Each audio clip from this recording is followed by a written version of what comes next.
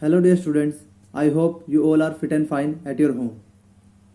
Today we discuss about the part 3 of unit 2. In part 1 we discuss about what is food, why it is required, what is balanced diet, what is nutrition, what is nutrient and types of nutrients. In part 2 we discuss about the types of nutrients in detail, that is carbohydrate, protein, fat, vitamin and minerals.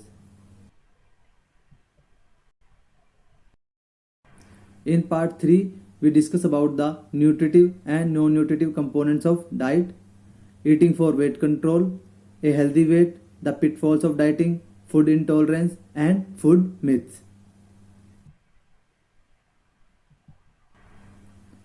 Let's have a look on nutritive and non-nutritive components of diet.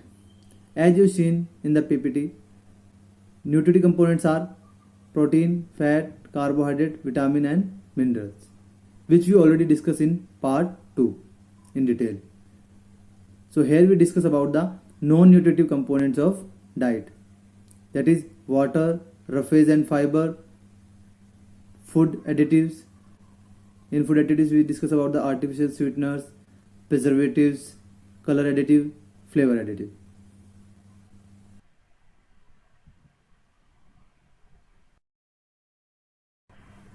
In non-nutritive components, first of all we discuss about the water. As water didn't provide any nutritive value, but it is very much important for our body. As water makes up 60 to 70% of our body weight, mainly in the way of cells, between the cells or different body part or blood. Water also helps in to break down the complex food in digestive system. Water helps in transportation of food, gases, chemical and wastes.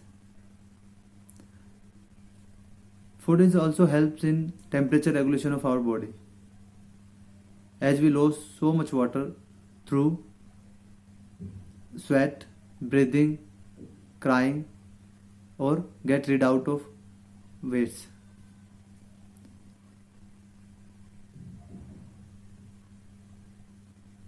So we require 2.5 liter or 8 glass of water in daily routine life for a normal person. And the requirement of water depends on individual to individual as per their expenditure of water, or they involve in the type of activities.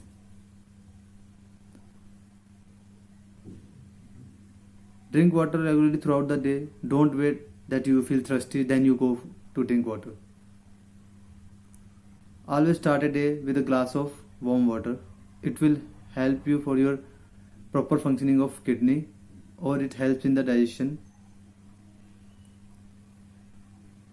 Chilled water takes more time to absorb in comparison to the normal or warm water. So try to avoid drink chilled water. Headache, stomach pain or fatigue are often caused by dehydration. Dehydration means lack of water in your body. So drink plenty of water, so it will help in headache, stomach pain or fatigue. As important indicator for the dehydration is the color of our urine. If it becomes yellowish, it means your body required water. So drink water on regular interval. Proper water loading prevents many body ailment or infections, or it also prevents from constipation. So drink plenty of water and keep healthy.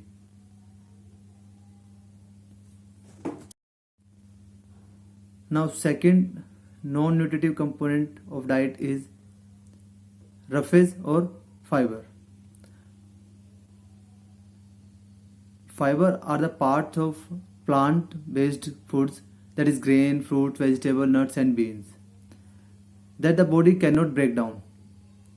it passes throughout the body undigested, but it helps to clean the digestive tract or make it healthy, or easing bowel movements, or flushing cholesterol and harmful carcinogens out of the body. Fiber comes in two variety or in two way, that is soluble fiber and insoluble fibers. Soluble fiber dissolve in water and helps control blood sugar level and reduce the cholesterol level. Good source including barley, oatmeals, beans, nuts and fruit such as apple, citrus fruit, berries and pears. Insoluble fibers does not dissolve in water. It is the bulky fiber that helps in prevent constipation, and it found in whole grain, wheat, cereals and vegetables such as carrot and tomatoes. Many food contains both soluble and insoluble fiber. In general, the more natural and unprocessed the food, the higher in the fiber. There is no fiber in meat, dairy and sugar, as it is refined or white food such as white bread, white rice and pastries. They all are fiber removed food. Now third non-nutritive components of food is food additives. Food additives means any substance which is mixed in food to increases production, processing, treatment, packaging, transportation or storage of food. For any purpose, if anything is additive to food, that is known as food additive. There are the different way of food additives to their specific purpose. First one is artificial sweeteners.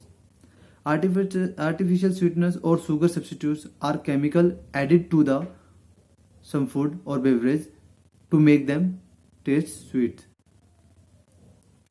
like chocolates, pastries, cake. They all are made by the artificial sweeteners. People often refer to them as intense sweeteners because they provide a taste similar to that the table sugar, but up to the several thousand times sweeter. Although some sweeteners contain calories, the amount needed to sweeten product, it is so that you end up consuming almost no calories. The following artificial sweeteners are allowed for use in the United States or European Union. X-sulfame potassium, also known as X-sulfame K. It's 200 times sweeter than the table sugar. It is suited for cooking and baking and sold under the brand names Sunnet or Sweet One. Advantame. This sweetness is 20,000 times sweeter than table sugar and suited for cooking and baking. Aspartame X-sulfame salt, sold under the brand name Twin Sweet, and it is 350 times sweeter than table sugar.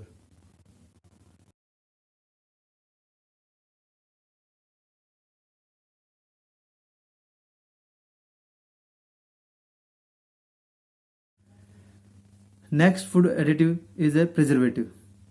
Preservative is a substance which added to the food for their longer life. The food which is spoiled earlier, that can be stored for longer duration with the help of preservatives. There are two types of preservative. First is natural preservative and second is artificial preservative. Natural preservatives are salt and sugar, and artificial preservatives are synthetic chemicals which used under the guidance of FDA, that is Food Drugs Administration. So preservative works on the preserved foods in a different way. Like some prevent the growth of bacteria and mold, other prevent delicate fats from going rancid. While preservative added to the food should be approved by Food Standards Australia New Zealand, that is FSANZ. But it doesn't mean that the food which consume preservative, that preservatives are safe for human.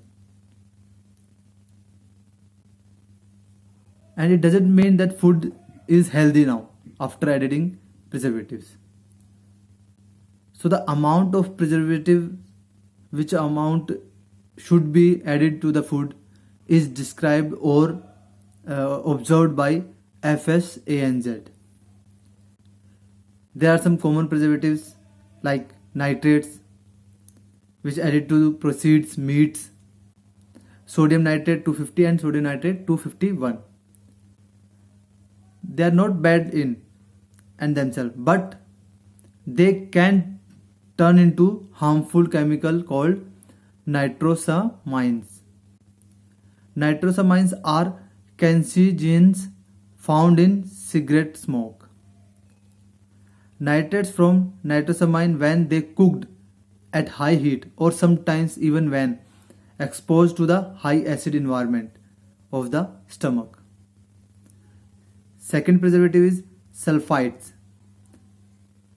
that contain sulfur 220 or 228, including sulfur dioxide 220, are commonly found in dried foods, wine, sauces, cordial, or can trigger allergy type symptoms and asthma attack.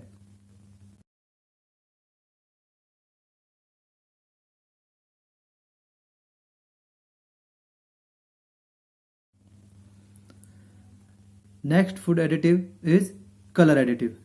Color additive is any dye, pigment, substance which add to the food for maintaining their color. The containing of color pigment or color additive for the specific food is defined by FDA, that is Food and Drug Administration. They define the amount, quantity, quality of the color additive for specific food. Color additive are used in food for many reasons, like to offset color loss due to exposure of light, air and temperature, to correct natural variation in color, third, to enhance color that occur naturally, and fourth, to provide color to the colorless and fun food. Without color additive, colas would not be brown, margarine would not be yellow, and mint ice cream would not be green.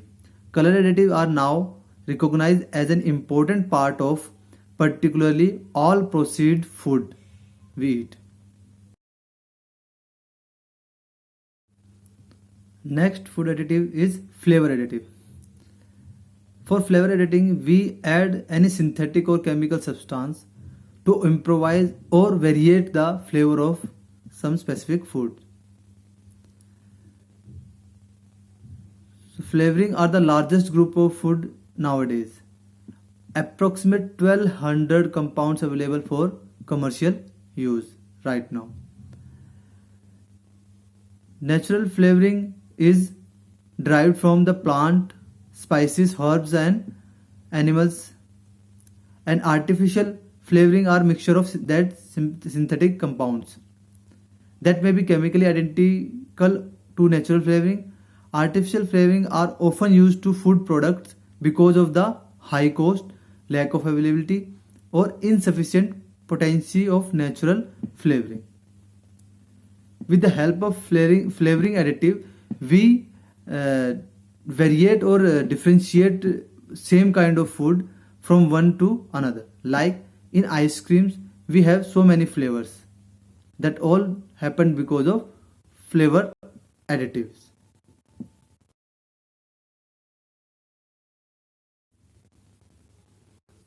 Now we discuss about the eating for weight control. Keeping a healthy weight in today's busy lifestyle is very much difficult for an individual, and everyone facing problem regarding their weight. Some people have overweight, some people have underweight, or some are fallen in the under obese categories. And as we know, if we are moving from normality, that is not good for an individual. The same way, if we have normal weight, that is good and fine. But if we have under or overweight or in obese, so it means that we are moving towards danger. So nowadays people are very conscious about their health and fitness, and they keep trying to maintain their weight in normal category. Eating too much or not being physically active are the main causes for the obesity nowadays. To maintain your weight, the calories you must equal to your energy burn or the expenditure of calories. To lose weight, you must use more calories than you eat. And for maintaining your weight or for lose your weight, you have to be physically active. So a weight control strategies might include the following points. First point is being physically active, because it is the main counterpart to control our weight or to maintain our weight or to sustain for our desirable weight. Second one is choosing low fat or low calories food. If we want to reduce our weight, so we have to control on our diet. We have to consume low fat food, but it doesn't mean that we didn't take the daily requirement of fat. As I earlier told, that the fat is very much necessary for our body, as it absorbs fat soluble vitamin, and it is the energy bank also. But we have to control over it for reducing our weight. Next is eating smaller portion. Means don't eat in bulk. Eat in smaller portion. Like eat small quantity of food, then have a gap of 3 to 4 hours, then eat in smaller quantity. Try to avoid eat in bulk. That will obstacle in reducing your weight. Next is drinking water instead of sugary drink. So avoid cold drinks, tea and coffees for weight reduce, and try to drink plenty of water instead of that.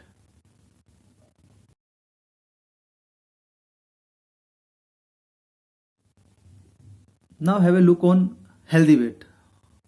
What is healthy weight, or how can we know about that my weight is healthy for me or not?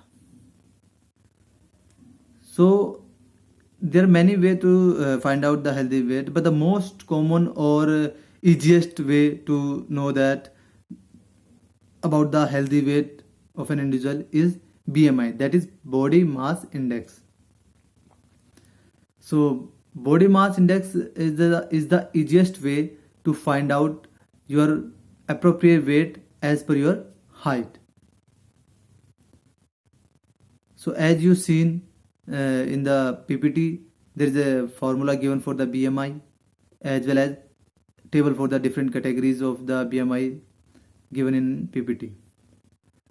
So as you seen in formula, the BMI is equals to the weight in kilogram upon height in meter square. Means if an individual is want to calculate his BMI, he must take his weight in kg, kilogram, or height should be in meter. Then he square his height in meters and apply this formula, weight upon height. Then he find out some numerical value, that is his BMI value. And with the help of that calculated BMI value, he can find out under which category his weight is fallen. Like there are 6 categories shown in the table: underweight, normal weight, overweight, obese class 1, obese class 2, and obese class 3. And every category have their own value, BMI value. Like underweight is below 18.5. Means if an individual have value lower than 18.5, he or she will be fall under underweight category. Then for the normal weight it is 18.5 to 24.9, and for overweight it is 25 to 29.9. For obese class 1 it is 30 to 34.9, and for obese class 2 it is 35 to 39.9, and more than 40 comes under obese class 3, which is more dangerous for his health. So with the help of this formula or this table, you can easily calculate your BMI. So dear student, I hope you will calculate your BMI and send me your category, that under which category you have fallen: underweight, normal, overweight, obese 1, 2 and 3.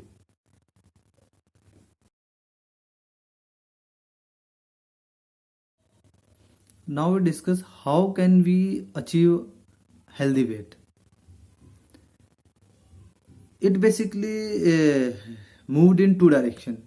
One is, if you have underweight, then you have to move in upward direction for gaining appropriate weight or healthy weight. Or one, if you are fallen under obese 1, 2, 3 or overweight category, so you have to come on downward direction for fallen under appropriate weight or healthy weight. So for the both things, we have some described steps in the PPT which you have to follow for the fallen under healthy weight. So one by one we discuss that. First one is the set your goal for weight. Means how much weight you want to achieve for being in healthy weight category. So first set your goals, and for achieving that main goal you have to decide some sub goals also. Like on first month I consider my weight till that much weight. Like for example, if an individual want to his healthy weight, and his healthy weight according to BMI should be 50 kg, but right now he is 65 kg body weight. So his measure or his main goal for healthy weight is 50 kg, and right now he is on 65 kg. So he has to decide some sub goal also, like after 1 month I want to shift my weight from 65 to 64 kg or 63 kg, and after 2 months my weight should be 60 kg. Like he have to set some sub goals also.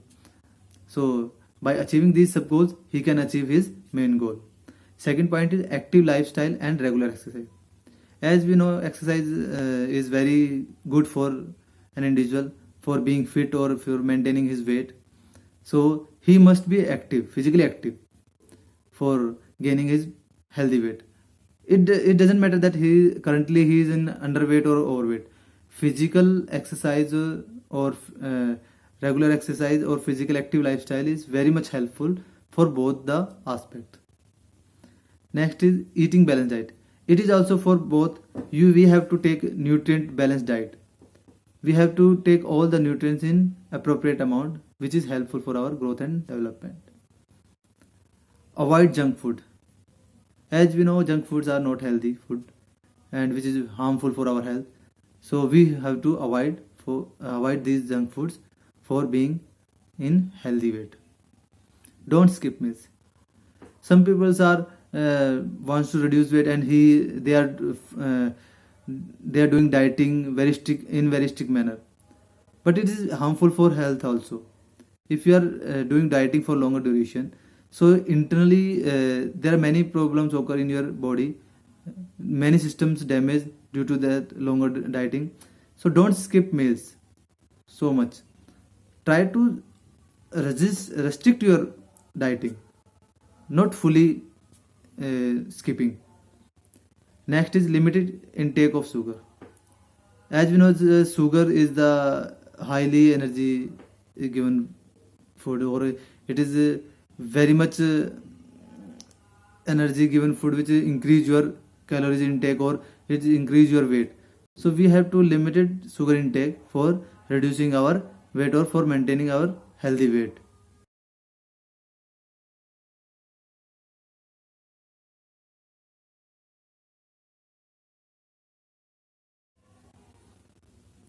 Here we seen the graphical representation of body mass index. The chart shown in the PPT, it shows your ideal weight as per your height. And the second picture shown the categorical variation in BMI, that is underweight, normal, over or obese 1 to 3.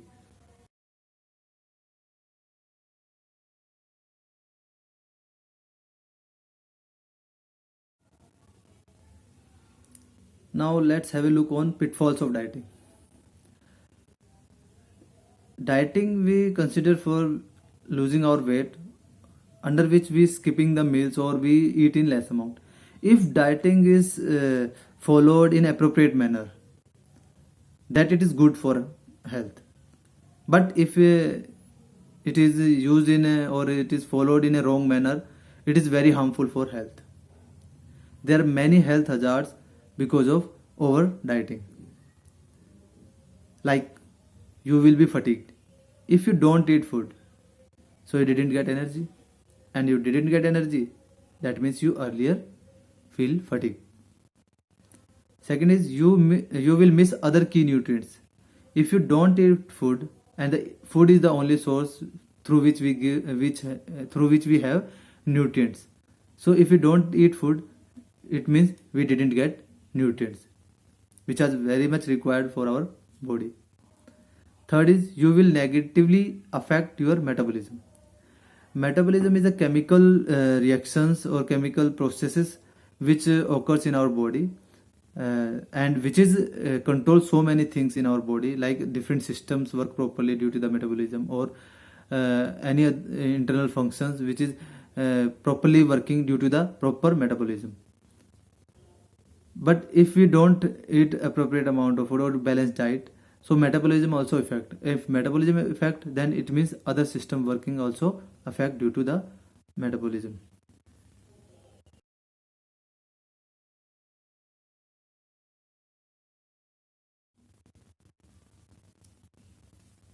In the continuation of pitfalls of dieting, your social life also suffer due to the dieting. Why? Because when you going into the function of different function like marriage function, birthday parties and all, you can't eat anything, so you have to avoid such thing. For avoiding such things, you have to go and sitting or standing somewhere alone, that you don't want to eat such kind of food due to the dieting procedure. So it also affect your social life also. You avoiding the food from your diet, so you try to avoiding some people also, because you go and then they force to for eating, or you can't eat because of the dieting. So it also affect your social life also. You will have a hard time focusing if you don't eat proper amount of food or nutrient. So it affects in you all way, like you are your thinking process also affected due to that. Or you if you don't eat proper amount, so your hunger or your taste buds, or there are many things which distract your concentration. They distract you, like you go and eat something, we required something, we didn't eat so many so delicious foods for longer time, so they distract you, so you have problem in focusing or concentrating on your task. Last but not the least is the less physically active. If you feel fatigue, or if you don't have proper concentration, so due to less energy or due to fatigue, you are not able to perform physical activity. And if don't follow the physical activity, then it affect your body also. You didn't utilize your food, and you didn't maintain your body fitness if you are not physically active. So excess dieting also affect your physical active lifestyle.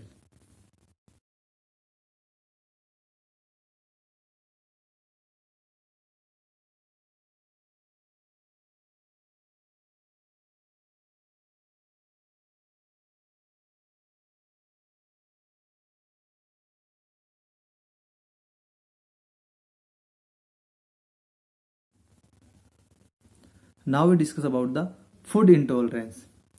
Food intolerance is difficulty in digesting some certain foods, or having unpleasant physical reaction to them.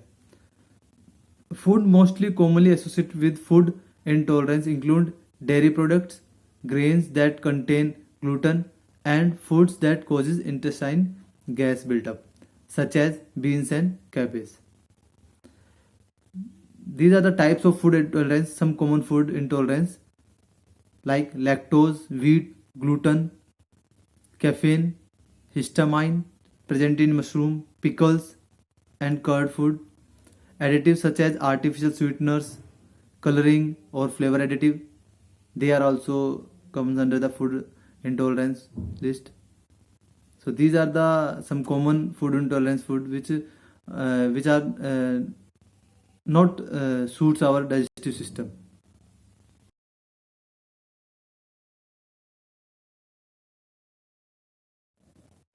Now we discuss about causes of food intolerance. There can be many causes of food intolerance, and we'll take a look at each of these in turn. First one is absence of an enzyme.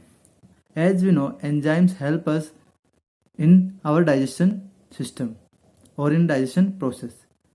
Some specific enzymes work on our digestion process so that our digestion going on smoothly.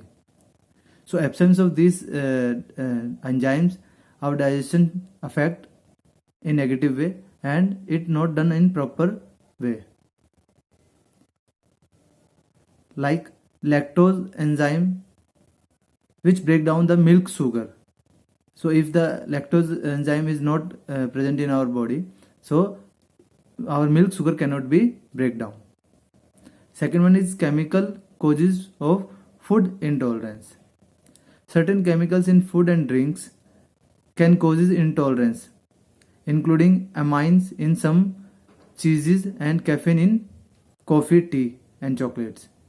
Some people are more susceptible to these chemicals than others. Third one is food poisoning because of toxins. Some foods have naturally occurring chemical that can have a toxic effect on human, causing diarrhea, nausea, or vomiting. Undercooked beans have aflatoxin that can cause extremely unpleasant digestive problem.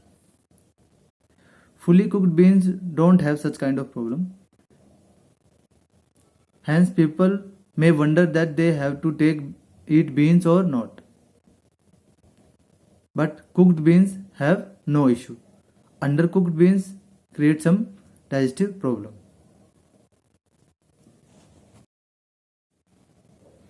Fourth one is natural occurrence of histamine in some foods.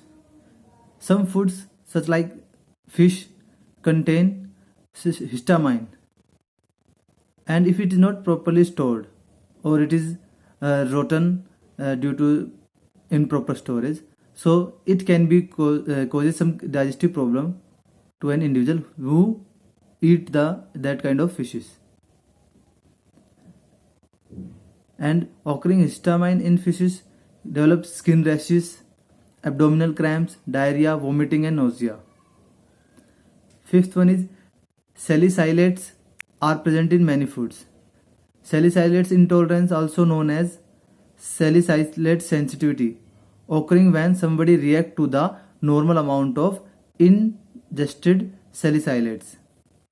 Salicylates are derived from salicylic acid, which occur normally in plant for defense mechanism against the bacteria, fungi, or insect or diseases. So it is the very natural in plants. So it carry forward by the plant food through plant. And if an individual who have not able to digest salicylates, so he have some health issues or digestion problems.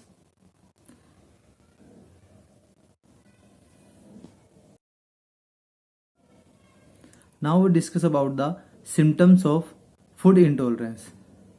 It is very difficult to differentiate between the symptoms of food intolerance or food allergy. Both have approximate similar symptoms, but food intolerance symptoms taken longer time to be identified. Some common general food intolerance symptoms are bloating, migraines, headache, cough, runny nose, stomach ache, feeling under the weather.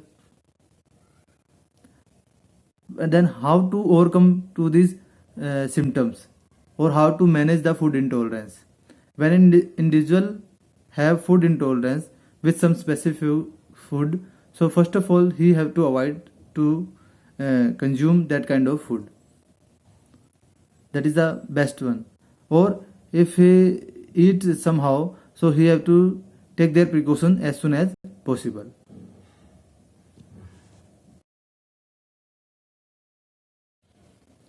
Now we discuss about the food myth. What is food myth? Food myth is the some beliefs against the food in a wrong manner.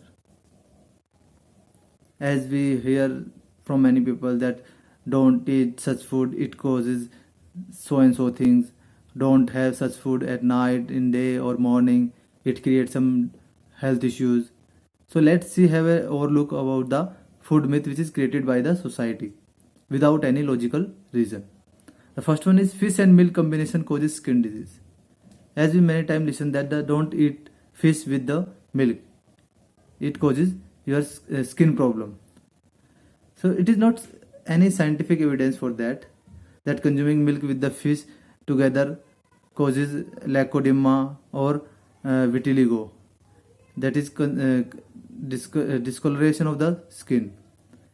Various fish dishes are prepared using curd, so this theory becomes redundant because curd is a milk product. Second one is citrus fruits are linked to cough and cold. Many people believe that the having citrus fruit when suffering from cold or cough is worsen the situation of cold and cough. But it's not true. Citrus fruits like lemon, oranges, grapefruits, and grape are loaded with the vitamin C that make you immunity strong, which is help to fight against your cough and cold or any other viral attack. So it is not true that the citrus fruits make worse your cough and cold situation. Next one is desi ghee is harmful for health. Many people believe that desi ghee have so many calories and it has reverse impact on our height, but it is not true. Ayurveda also said that the ghee is always been classified as a positive ingredient because it is derived from the milk, and milk is a fully approximate all nutrients present in milk, as we know that.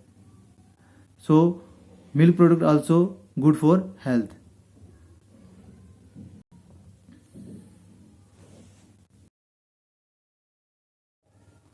Next food myth is potato makes you gain weight as they full of carbs. Carbs are not our enemy. In fact, our brain functions solely on carbs. As we earlier discussed that the energy provided by carbohydrates is specifically for our brain or neuromuscular system. So cutting carbs does not make you skinny. In fact, researchers suggested that high carb diet are more successful in weight loss than the no carbs diet. And there has been no conviction evidence yet which relate intake of potato with the risk of obesity, type 2 diabetes or cardiovascular disease. You take the carb amounts but do exercise or regular routine physical workout, so you didn't cause any kind of health issues. So next is eggs increase your cholesterol level. Many people think that the eggs are rich source of cholesterol. It is widely believed that the eating eggs daily increase your cholesterol level. But the fact is eggs do contain cholesterol.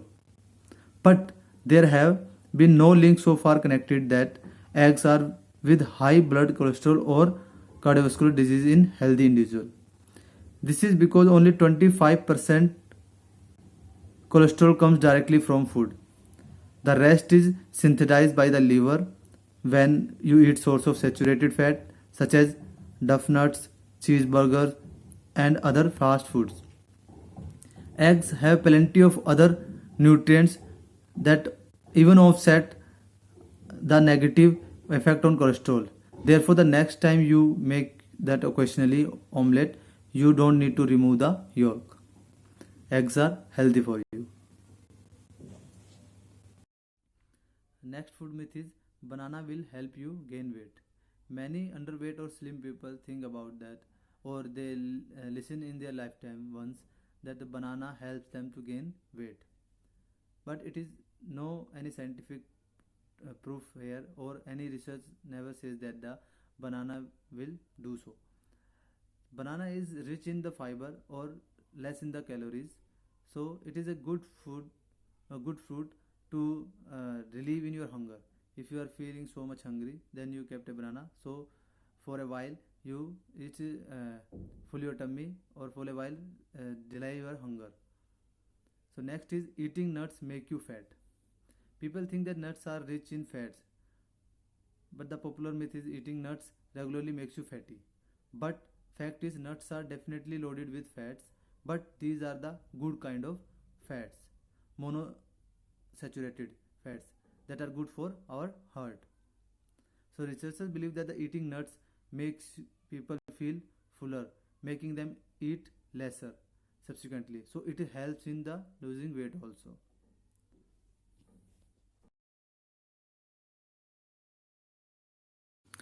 So here we finished our unit 2, sports and nutrition.